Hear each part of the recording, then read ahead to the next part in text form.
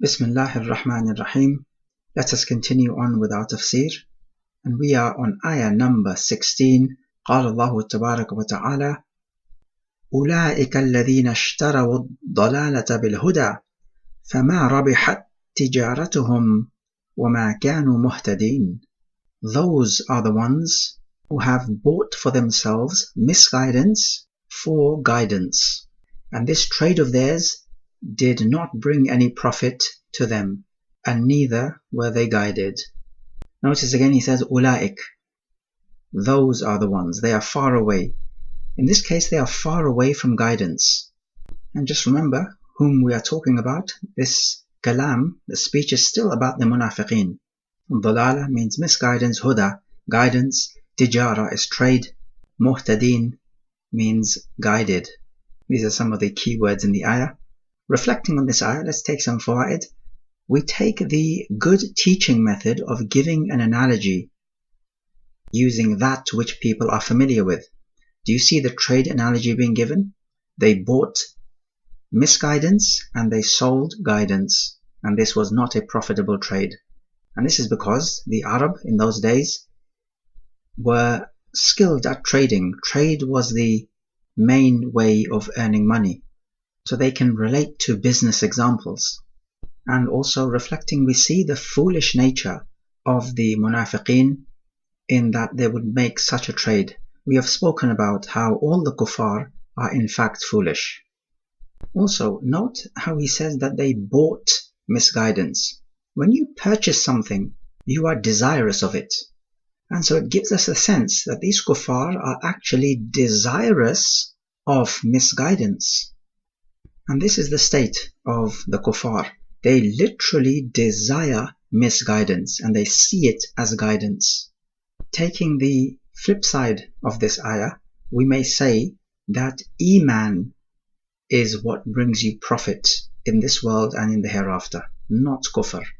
Also, when Allah says وَمَا كَانُوا مُهْتَدِينَ, it gives us the sense that these people are never going to accept the guidance, because they deem their misguidance to be guidance. Let's look at ayah 17. مَثَلُهُمْ كَمَثَلِ الَّذِي اسْتَوْقَدَ نَارًا فَلَمَّا أَضَاءَتْ مَا حَوْلَهُ ذَهَبَ اللَّهُ بِنُورِهِمْ وَتَرَكَهُمْ فِي ظُلُمَاتٍ لَا يُبْصِرُونَ. Their likeness is the likeness of the one who kindled a fire.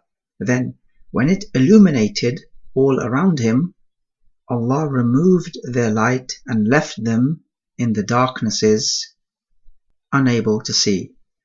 Ayah 18. Summun bukmun umyun fahum la yarji'un.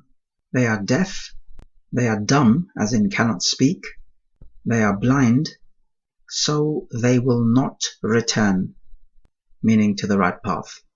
Again, the speech is about the munafiqeen. Allah Jalla wa Ala says that their likeness is like the one who kindles a fire. So when you kindle a fire, it lights and illuminates the area around you. This fire and the light from the fire represents Iman. So when the fire is kindled and the light illuminates the area, this is Iman illuminating your life and showing you the path. And this is what happened to the munafiqeen. They initially had Iman for a short time, and it illuminated their path. It showed them the guidance. However, he says when the light illuminated the area around them, Allah took away their light and left them in the darkness so they cannot see. In other words, he's saying that he took away this Iman, this light from them, and left them in the darkness. That is to say, the darkness of misguidance. So this is the parable of those munafiqeen who did have some Iman initially for a short while, but because of their deeds, Allah Jalla wa Ala deprived them of the continuation of the Iman. As in to say, He misguided them. You will also notice that the word dhulumat is used, which is plural of dhulma, which is darkness. So it's the plural of darkness, darknesses. It gives the idea that they are just completely engulfed in all different types of darkness and are unable to leave it. Also, when he says that he takes away their light, but when you kindle a fire is just not light, it also has heat and smoke. But Allah says he took away their light, so what's left is then the heat and the smoke, the things you do not want. In the next ayah, Allah calls them deaf, dumb, as in unable to speak, and blind. Now this does not mean biologically, it means that they are unable to hear the truth, speak the truth, and see the truth. So you may as well be deaf, dumb, and blind. And because they are deaf, dumb, and blind, they will not return, as in not return to the correct path. And this is the effect of when your heart is sealed. And as for the person who kindles the fire, this is the munafiq. So based upon this, it would mean that the munafiq initially had some iman, but it did not settle in properly in his heart, and he turned eventually to kufr. And this agrees with what Allah Jalla wa Ala says in Surah Al-Munafiqun, ذَلِكَ بِأَنَّهُمْ آمَنُوا ثُمَّ كَفَرُوا فَطُبِعَ عَلَى قُلُوبِهِمْ. That is because they believed, then they disbelieved, and their heart was sealed. And even nowadays you can find people who embrace Islam, then leave it. So, reflecting on the ayah, we find again the good teaching technique that Allah Jalla wa Ala gives parables to explain concepts which people may not be familiar with. And much do we find parables in the Quran and in the Ahadith. وَتِلْكَ الْأَمْثَالُ نَضْرِبُهَا لِلنَّاسِ وَمَا يَعْقِلُهَا إِلَّا الْعَالِمُونَ. Only those of knowledge will understand these parables. And from a fiqhi standpoint of view, one may argue that any parable given in the Quran is also an evidence of the validity of using qiyas in extracting fiqhi ruling. And we have spoken about this matter in other presentations, so we will not expound on that here. We may also take that Iman is light and misguidance is darkness. The analogy is clear-cut. When you're in the light, you know which is the correct path to take, and when you're in darkness, you're just fumbling about all over the place, and this is misguidance. And again, one may object here and say, but why would Allah Jalla wa Ala simply take away their light? Is He not depriving them of guidance, and then He's going to punish them?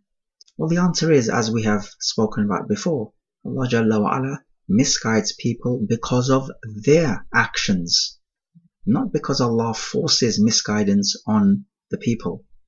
Also, we take from the ayah the interesting definition of deaf, dumb, and blind. It is not from the biological perspective, but it is from the perspective of whether your faculties allow you to comprehend and accept and submit to the truth which Allah Jalla wa Ala has sent down. We also find the effects of a sealed heart, that such people will never ever return to the right guidance. Ayah 19. أَوْ كَصَيِّبٍ مِنَ السَّمَاءِ فِيهِ ظُلُمَاتٌ وَرَعْدٌ وَبَرْقٌ يَجْعَلُونَ أَصَابِعَهُمْ فِي آذَانِهِمْ مِنَ الصَّوَاعِقِ حَذَرَ الْمَوْتِ وَاللَّهُ مُحِيطٌ بِالْكَافِرِينَ. Or another parable of them is like a rainstorm in the sky which brings darknesses and thunder and lightning. They thrust their fingers in their ears to keep out the thunderclap out of fear of death. But Allah encompasses the disbelievers. Ayah 20. يَكَادُ الْبَرْقُ يَخْطَفُ أَبْصَارَهُمْ كُلَّمَا أَضَاءَ لَهُمْ مَشَوْا فِيهِ وَإِذَا أَظْلَمَ عَلَيْهِمْ قَامُوا وَلَوْ شَاءَ اللَّهُ لَذَهَبَ بِسَمْعِهِمْ وَأَبْصَارِهِمْ إِنَّ اللَّهَ عَلَى كُلِّ شَيْءٍ قَدِيرٌ. The lightning almost snatches away their sight whenever it flashes for them. They walk therein, and when darkness covers them, they stand still. And if Allah had so willed, He would have taken away their hearing and their sight. Indeed, Allah has power over all things. So you'll remember, just in the last couple of ayat, before these ones, Allah gave the parable of the munafiqeen as the man who kindled a fire, and in these couple of ayat He gives a second parable. This parable describes the relationship of the munafiqeen with the Quran. Let's take a look. The word sayyib is used. This has been said by some mufassirin that it is the rainfall, and some others have said that it is the rain cloud. And there's no problem in accepting both meanings. Anyhow, he says that there is darknesses. Again, look at the plural, dhulumat. So this would be the darkness of the night, the darkness or the shade cast by the raindrops themselves, and the darkness or the shade cast by the cloud itself. And it has ra'ad, this is the thunder, and barq, this is the lightning. He says that they cast their fingers in their ears. They do not want to listen. What is it that they do not want to listen to? From the thunderclap. The thunderclap is parabled as the Quran. Just as a person covers his ears to avoid hearing the extreme sound of the thunderclap, because of course it is disturbing, so then the munafiqeen cover their ears because they simply cannot bear to listen to the Quran. It is as if it were a thunderclap. Out of fear of death, they're fearing that the sound of the thunderclap is so loud it might strike them dead. That's the type of fear they have, and that's the type of avoidance they have of the Quran and the aversion that they feel towards the Quran. It's as if the Quran is going to kill them, whereas nothing could be further from the truth. The Quran gives life, not death. So the parable is that the matar, the rain or the sayyib, is the Quran. It has darknesses. Some mufassirin said that the darkness in the Quran is the mention of kufr, because kufr is darkness. Okay, then what is the ra'ad, the thunder? That is the warning of Jahannam and the punishment. It is disturbing, just like the thunderclap is disturbing. Okay, then what is the barq, the lightning? This is the guidance in the Quran and the promise of Jannah. It's the opposite of darkness. And he ends by saying that Allah surrounds the kuffar, meaning to say that He is in complete authority over them and their actions. They cannot escape Allah Jalla wa Ala. However much they may try to cover their ears and try to avoid the guidance, Allah Jalla wa Ala has them surrounded. Like an army has you surrounded, where are you going to run? He says that the lightning almost snatches away their sight. So this lightning, this guidance, snatches away their sight, just like a lightning can almost blind you. It has an immense effect on you, but it's a negative effect, it's a disturbing effect. And so likewise the guidance of the Quran has this disturbing effect on the kuffar, whereas it ought to be the opposite. Some have said it is that the Quran exposes their evil inner secrets and disposition. As for them walking in the light and then stopping when it turns dark, the Mufassirun have said that this means that the Munafiqun will pretend to be with the Muslims when the Muslims gain authority and victory and war booty. They will say, yes, we are with you, let us share in this victory. But when the Muslims suffer a loss, the Munafiqun would say, no, we are not with the Muslimin, we do not know these people.